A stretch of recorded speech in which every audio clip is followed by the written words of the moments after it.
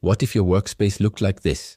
No emails, just you, your art, and the infinite beauty of human anatomy. Well, that's what it was like to be an artist during the Renaissance.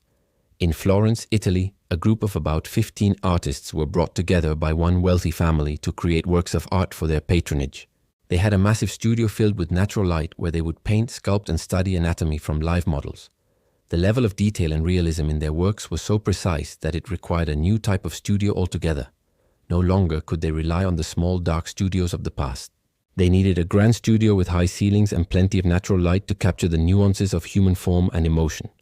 In fact, the studio became a second home to these artists, a place where they could experiment and make mistakes without the pressure of showing their work to anyone else. Some artists would come in early and stay late, while others would bring their families along and set up shop for the day.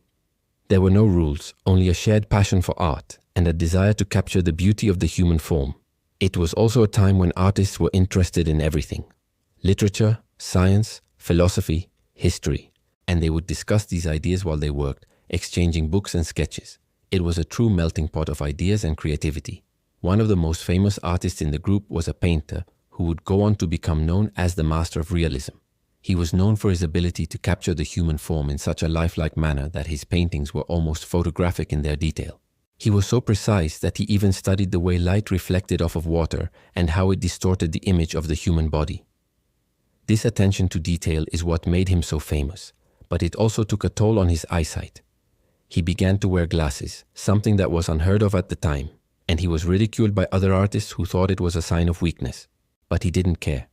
He was willing to sacrifice anything to achieve his goal of capturing reality on canvas. Another artist in the group was known for his ability to capture movement and emotion in his sculptures. He was fascinated by the way the human body twisted and turned, how it contorted and flowed.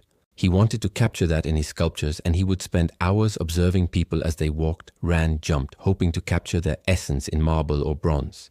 But it wasn't all just about painting and sculpting.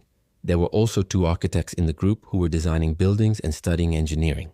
One of them was responsible for designing some of the most famous cathedrals in Europe, while the other was more interested in the practical applications of engineering, inventing new machines and devices that would help make life easier for people. So if you ever get the chance to visit Florence, Italy, take a moment to stand in the Piazza della Signoria and imagine what it would have been like to be an artist during the Renaissance.